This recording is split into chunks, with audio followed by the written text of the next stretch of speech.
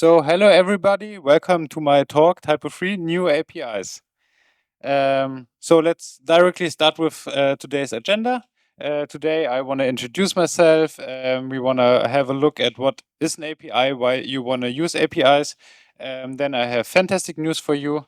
We will also have an outlook about what's next. I will have some final last words. And in the end,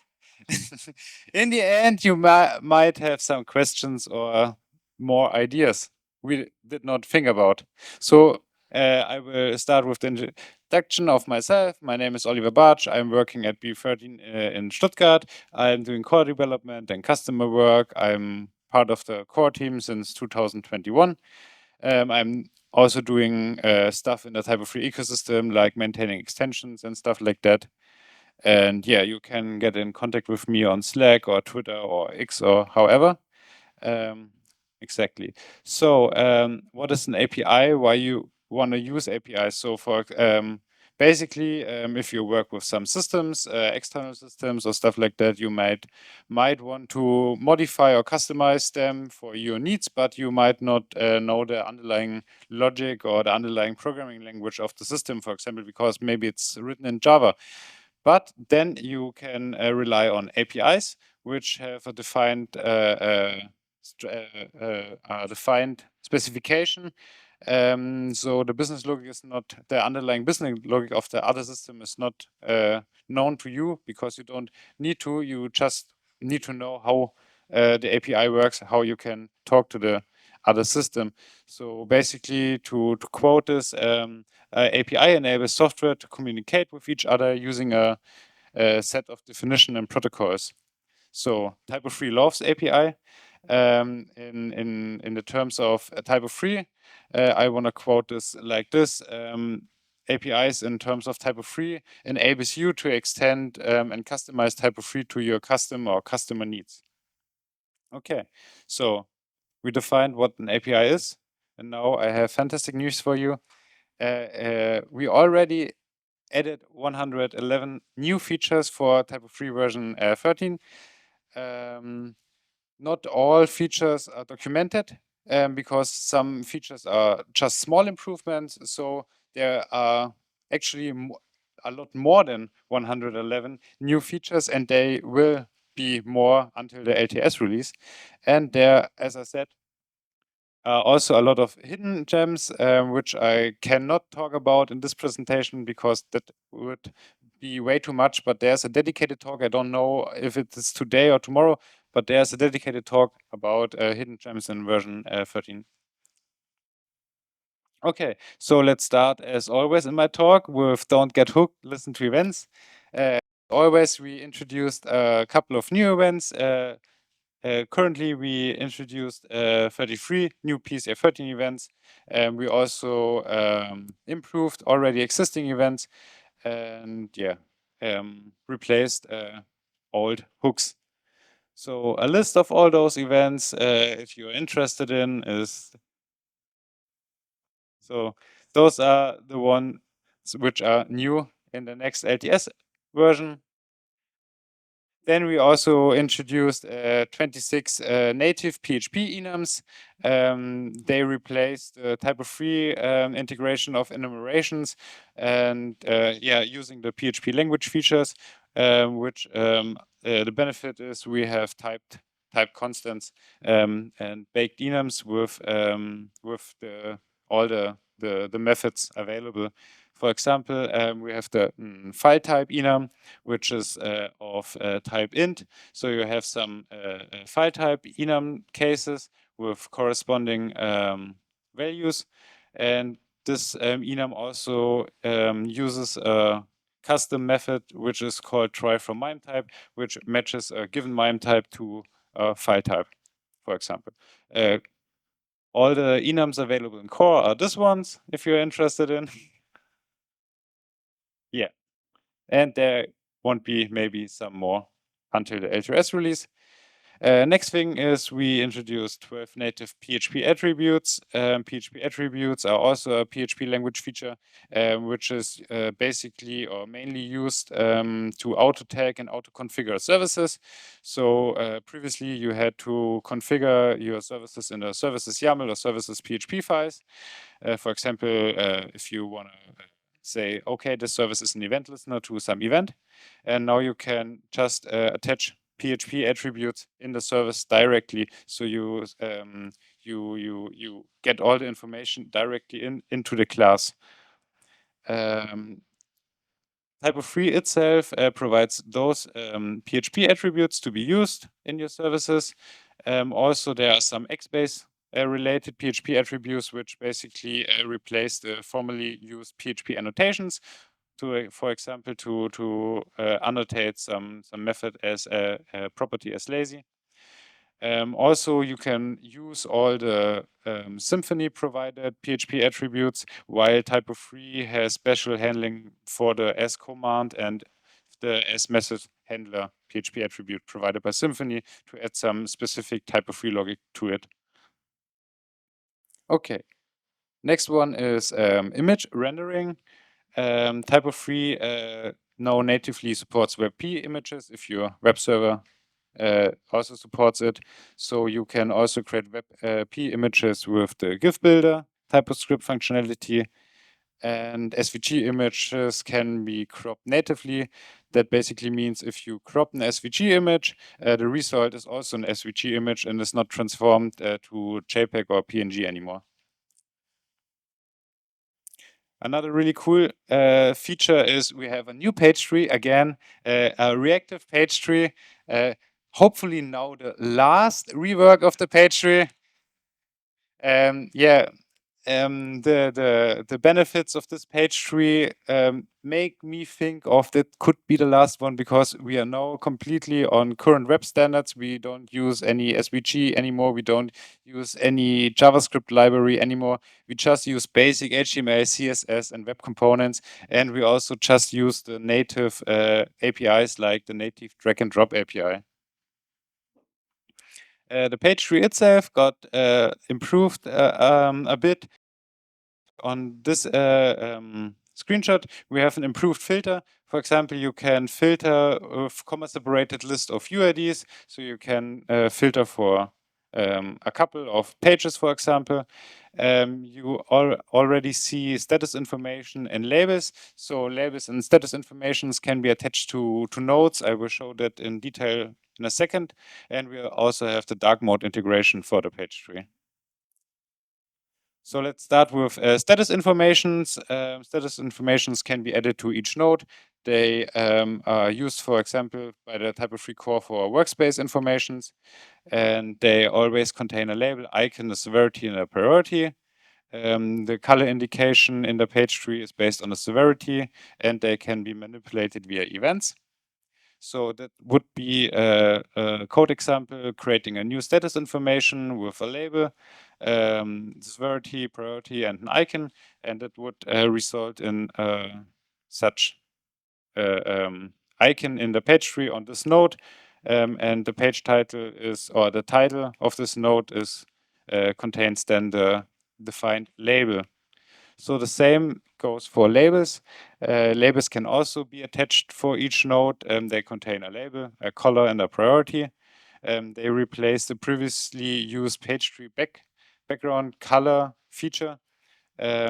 Multiple labels can be added to a single node, and they can also be manipulated via this same PC14 event. There you can see another code example, creating two new labels with two different priorities. The priority 2 wins, so a awesome TYPO3 side wins. That therefore the label indication, the label color is based on this second label, but you can see both labels are added to the node's title, separated by a semicolon. And you can also set labels via user tsconfig with options page tree label, the corresponding page ID, and then the label and color option. Okay, so next topic I want to show you in short is routing. There we have two new cool features. The first one is configurable backend entry point. So you can now point your TYPO3 backend entry point to any subdomain or to any path you like. I changed all my installations to point to VP admin. So yeah.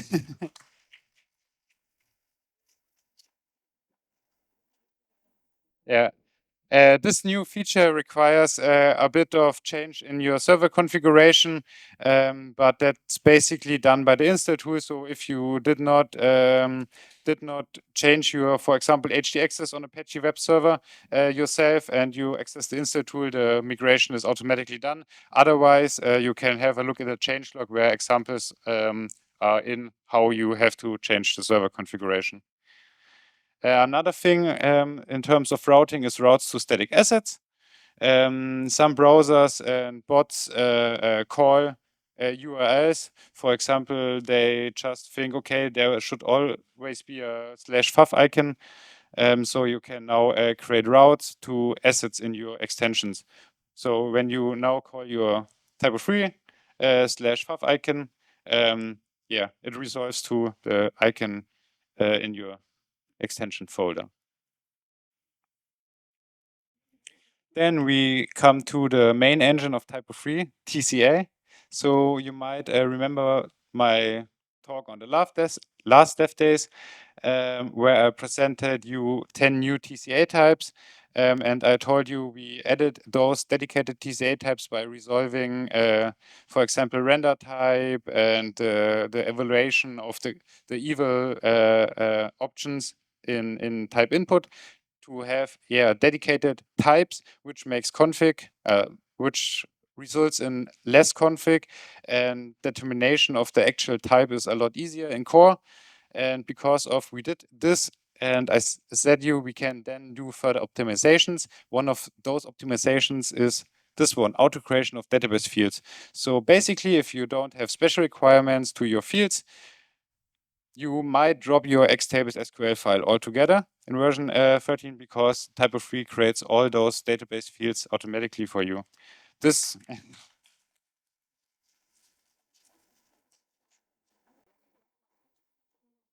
and this works for all TCA types, TYPO3 ships. Yeah. Another cool new thing in terms of TCA is auto creation of system columns. So, for example, the hidden field or the deleted field or the language field you define in your TCA control section. You normally have to define also the column configuration for this field, which is always the same. So you copy paste it in every TCA configuration. You don't have to do this anymore. Those columns are automatically added when they are in your TCA control configuration. Yeah, the one thing I have to mention here is that this only works if you have the control configuration in your base TCA file. So if you add something to the control section of TCA via an override file, then this would not, the auto creation would not be done because this is done a step before, which I will show you in a second. So the columns which are auto created are this one. So the basic control, TCA control columns like the enable fields and the language related fields. So I told you I will show you in a second. We did a lot of changes to the TCA workflow, how TCA is created, processed, rendered, and all this stuff. So I will give you an overlook how TYPO3 in version 13 will fetch, generate, prepare, migrate TCA. So first of all, we have the boot service when the system is booting, when there's a request coming in. Then the boot service is asking the TCA factory for the TCA. So maybe load TCA from cache because TCA is cached. And if not, if this is a fresh request, then we get the chain We load the TCA from the TCA files in configuration TCA. Next step is the new step, adding the system columns, so enrich the TCA. As I said, this step comes before calling the overrides, because so you have to define the control beforehand to have the auto configuration work. Afterwards, an event is dispatched, which allows you to modify the TCA which is loaded and enriched. Afterwards, the overrides are loaded. Then we apply the migration, TCA migration, which is basically when we drop, for example, a TCA option at runtime, we migrate the TCA and add a deprecation log entry so you know where to adjust your TCA files, your physical files. Then we have the preparation of TCA. That's the last step of automation. So TYPO3 core. I showed you the new type file on my last talk, where the whole file configuration reduces to just say, okay, this is type file, and this is working with the prepare TCA step, where those options are automatically added to the TCA, so you don't have to edit in your configuration manually. And then the last step is you still have the possibility to manipulate all the TCA migrations, enrichments, and stuff like that before it's cached with event. Okay, what's happening then? So TCA is done, is giving back to the boot service, and the boot service then calls the TCA schema factory. And maybe you ask yourself now, what TCA schema factory? What is that? Never heard of that. That's because we have a new schema API in TYPO3 version 13. What is the schema API? Schema API's main goal is to access informations about TCA structures. So instead of calling arrays, instead of calling globals, we now have a immutable object, TCA schema object, which is not changed at runtime anymore and can therefore fully be cached. So you have an object-oriented access to all table informations. You have a determination of record types and fields. So TCA schema is aware of, for example, TT content type text. You know exactly which fields are in this content type. And then you have field information for all those fields. So this is an object which represents one TCA field. I will show you in a second. And also a really cool thing about the TCA schema is that you have relation informations. So TCA schema completely shows you which records have relations to other tables and the other way around. They're really different in active and passive relations. So for example, an active relation would be TT content field image has an active relation to sysfile reference. And the other way around is the sysfile reference table has a passive relation to the TT content image. There are some limitations. The schema is not available during Bootstrap because it has to be built. The schema does not contain all properties because some properties are not relevant for such schema. For example, the render type, which is only a display option for form engine. Custom TCA types are not supported, only the ones TYPO3 ships. But actually, I never created a custom TCA type, and I don't think there's some documentation of the RP for this. Also, permission informations are not included in the schema because permissions are always context specific. So you need to know the backend user which is logged in. The same is the items, for example, for a select field, because there are options like items proc func, which needs context. So those informations cannot be added to the schema because otherwise it could not be cached. The schema is separated in two main topics. One is are the capabilities. So capabilities are basically the TCA control options. Fetching the capabilities are return objects where you can access more informations about the configured the configuration. There's also an enum TCA schema capabilities enum which holds all available capabilities, and not all control options are also available as a capability because it's just not necessary. You can always access the control options without this API as before. So there are two kinds of capabilities. There, on the one hand, are shared capabilities like a field capability, system internal field capability, and scalar capability, which are used for the fields shown here. Those shared capabilities provide basic getters, for example, to get the field config or to get the field name. And then we have the dedicated capabilities like label, language, and root level capability. For example, label capability is provides a lot of functions like getting the main label field and getting additional fields and providing the information if there's a label user func defined, for example. But let's have a look at some code example.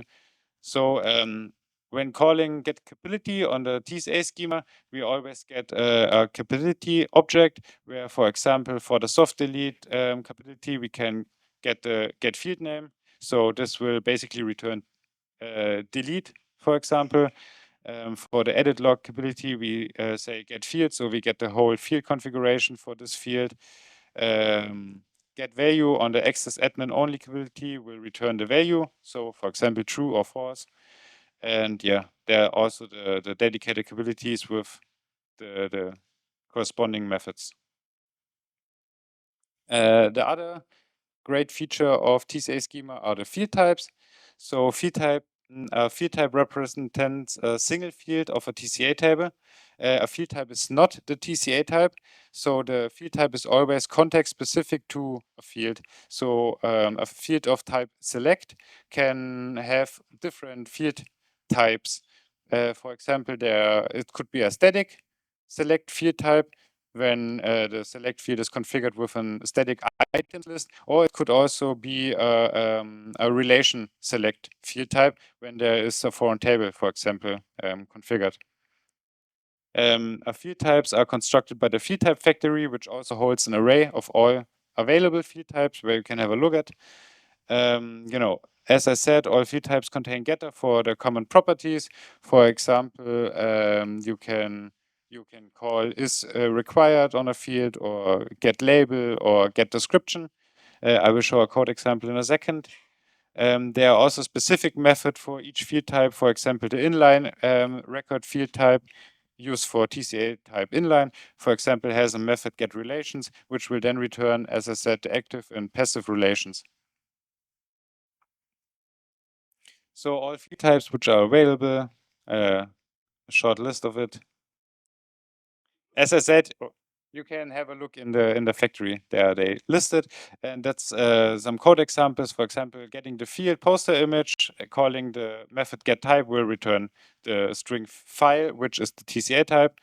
Then we also can call the method is type to check whether a field is of a corresponding TCA type, or as I said, standard functionality like is required, or get label, or get description.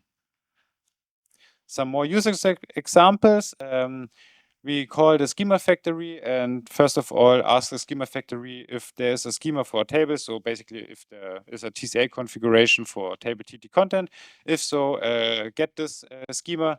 Then on this schema, we can call, for example, is localizable to check whether we can localize this table. We can check a schema capability. We can receive all the fields which are defined for the schema or for the table.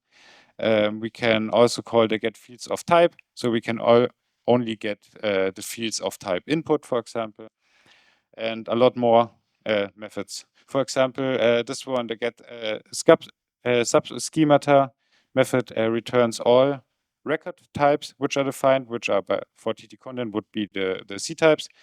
And those this is an array of sub schemas, which then when we call get fields on the sub schemas, we only get the fields which are used for this record type. And we can always get the TCA raw configuration, calling get raw configuration. That's just a code example because I want to show this screen. This was really impressive for myself, and because in previous version it was always hard to find out which fields are used for which record types. And with a little bit of code and the TCA schema, I can have such a list where I can see, okay, body text in my installation is used for those record types or in those record types. So the next topic is rendering. Rendering of records and content in the front end. Therefore, we get a new content object called pageview.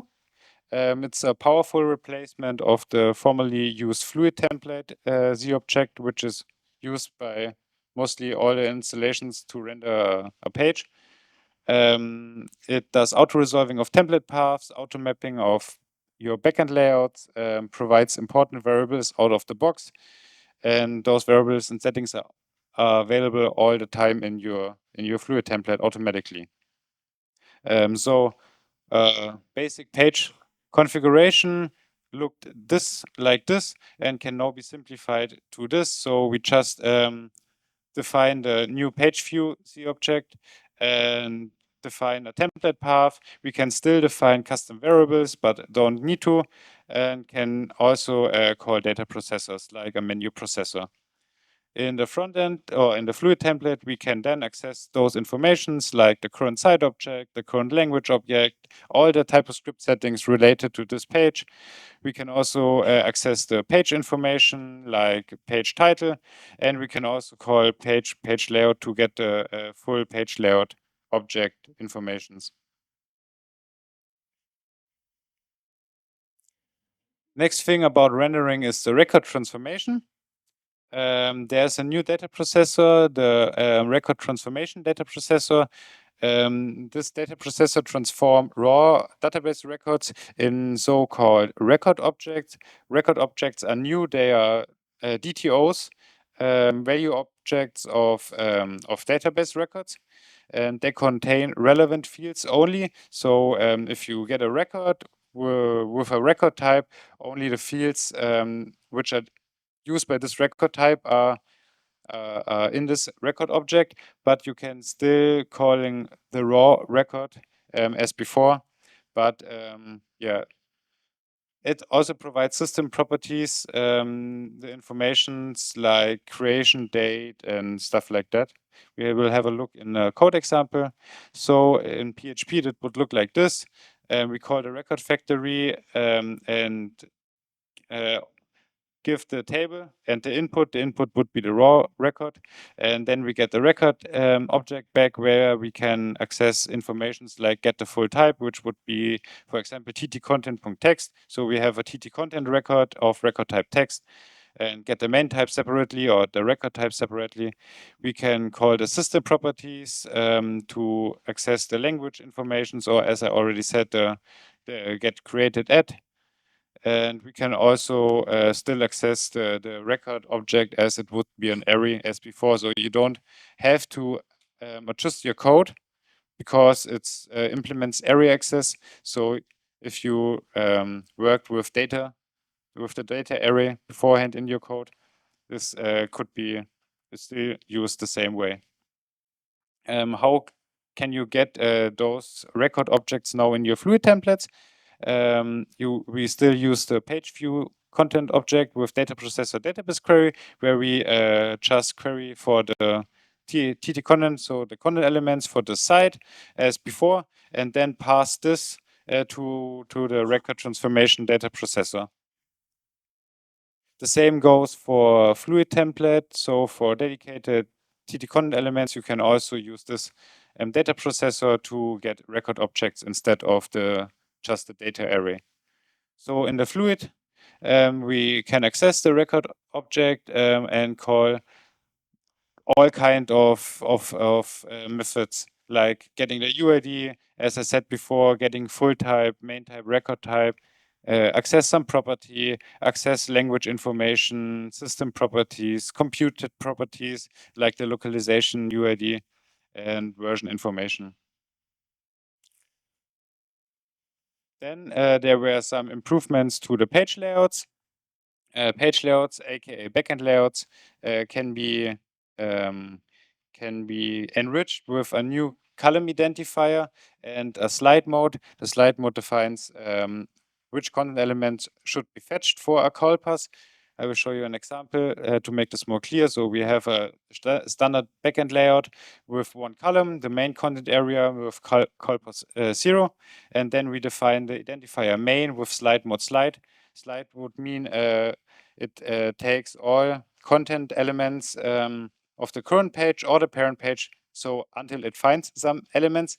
And then we could also use collect, the collect slide mode, which would collect all content elements in the root line.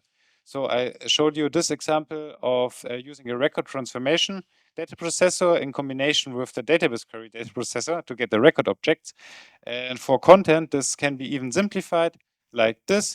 We just have our page view content object defining one path and then calling the page content data processor and getting all the content elements in our fluid template. So we can then just call my content dot main, which will give us all content elements in the call pass main, which we defined here with the identifier.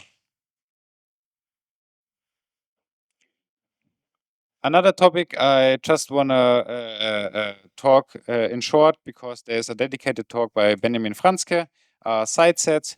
Site sets allow to ship TypoScript, tsconfig, and further configuration as composable pieces, as shared pieces, and they can be referenced in your site configurations.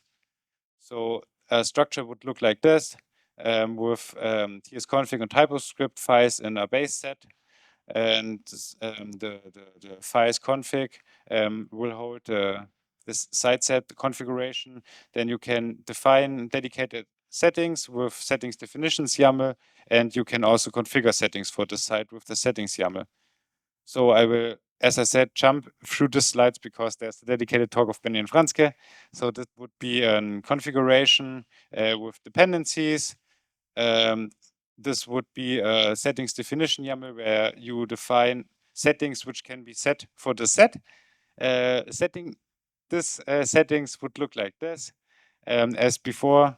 And how does this work in, how do you get the site sets in your site configuration to be actually used?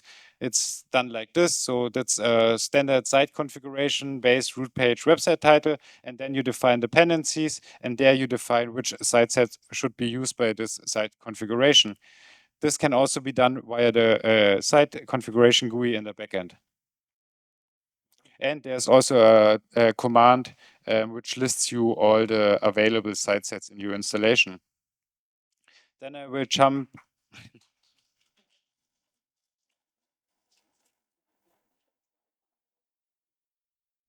Then I will jump shortly about two backend usability features. One is multi-record column editing. This just means, I don't know if any one of you ever used columns only functionality.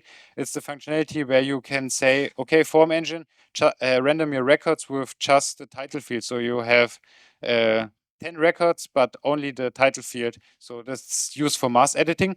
You can also say form engine, make a form with different types. So you can have one table, one pages, and one TT content record.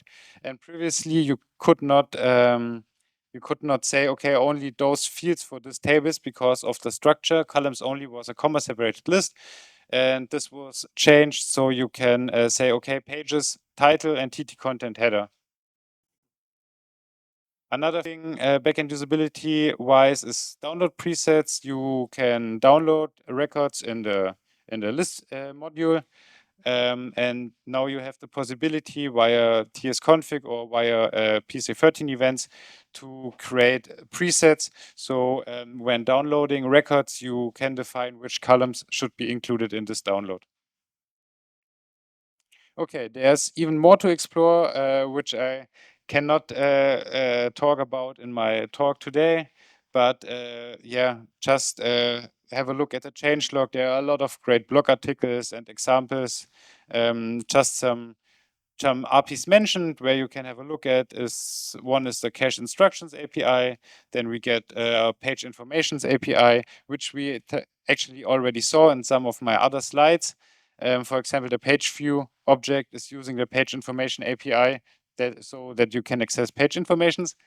Then we have a hash service API, which replaces some hash functionality in general utility. And we also have a hotkey API, which can be used to make shortcuts, which actually allows to save and close in Form Engine again. Yeah. And yeah, that's for the APIs for now. So you might ask, okay, what's next? Is this all for the LTS? No, there are still some topics on the roadmap. First of all, as content blocks, we are working hard to get this into the LTS release. This also is in combination with the relation resolving, because I presented you the new record object, and the only thing which is not yet implemented by the record objects are the actual relations. So when you have a record object with some field which is actually a relation to another table or another field, the relations are not resolved currently, because we are thinking about how to do this in a way that it's performance-wise cool, so in lazy stuff. And so okay, and yeah, that goes together with more improvements of the new schema API. There we are also working on so-called creation wizards, which should be which are wizards which guide you through the process of creating records. And there will also be a GUI for the side sets, but more in Benjamin Franzke's talk. And yeah, many more new exciting features will come, which I cannot all list here. And then some final last words. Always preparation is king. So as I already said, check out newest developments, check out the change logs and blog posts. Yeah, get your extensions ready. 0.0 release is out since a lot of weeks and months. So now is the time to get your extensions ready for the LTS release. And also keep the feature freeze in mind, which will be in September this year. So if you still miss some feature or are currently working on some feature, don't miss the feature freeze. So do you have any questions or ideas?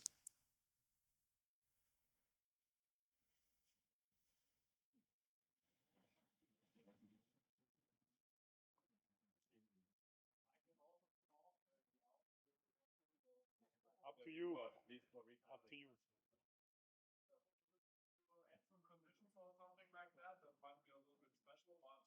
In my case, for example, records over last year with the same time as May or something like that, which are recurring.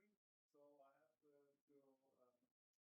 do a database query to see where the timestamp. It's not possible to add those in the preset as well, to limit it to some kind of condition like timestamp or similar, or is it only straight up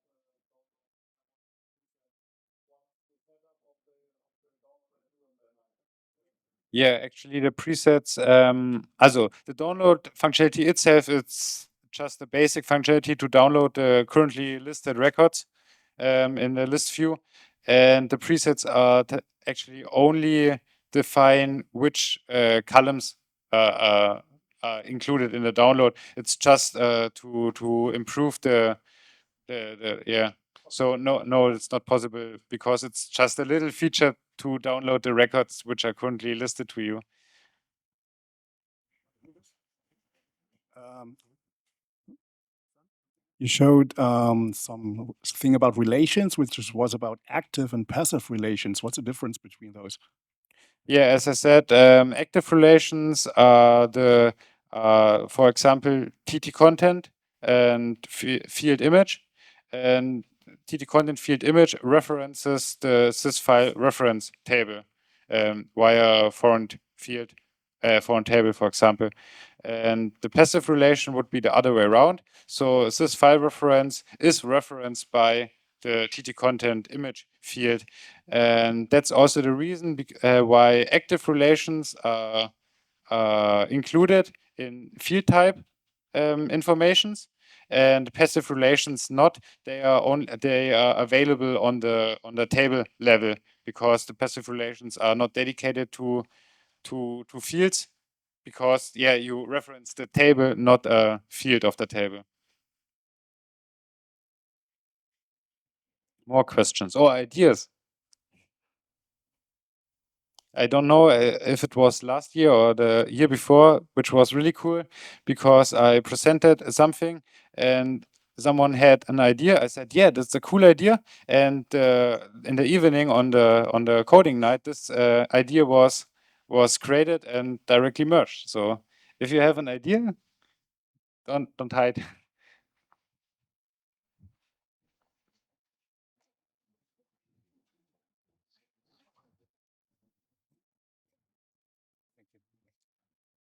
About the columns only feature in the URL, would it be possible to add not a single field, but a palette of fields? So could you please start the question? So we have this column only. Yeah. In the query, Yeah. in the URL. So would it be possible to add not only field names, but also a palette name? No, So- that's not supported currently. Yes, but would this be a nice feature? Or it's very complicated to implement? Yeah, I know the underlying code, but I don't think that this would improve the situation to reference palettes. Did you use the columns only feature? Yes. Okay. Yeah, maybe create a forge issue and let's talk about it. Yeah, it would be a kind of hard, because the underlying code does not use or does not provide such feature, because Form Engine has a feature which is called field only, and it's just going through fields, so it does not resolving the palettes. Okay. But interesting idea.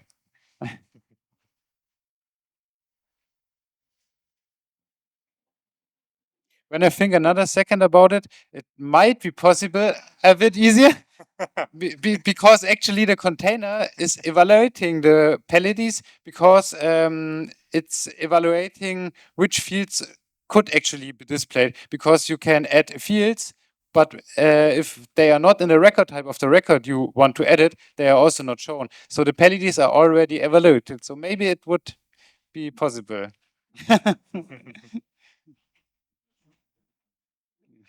Maybe tonight. Yeah.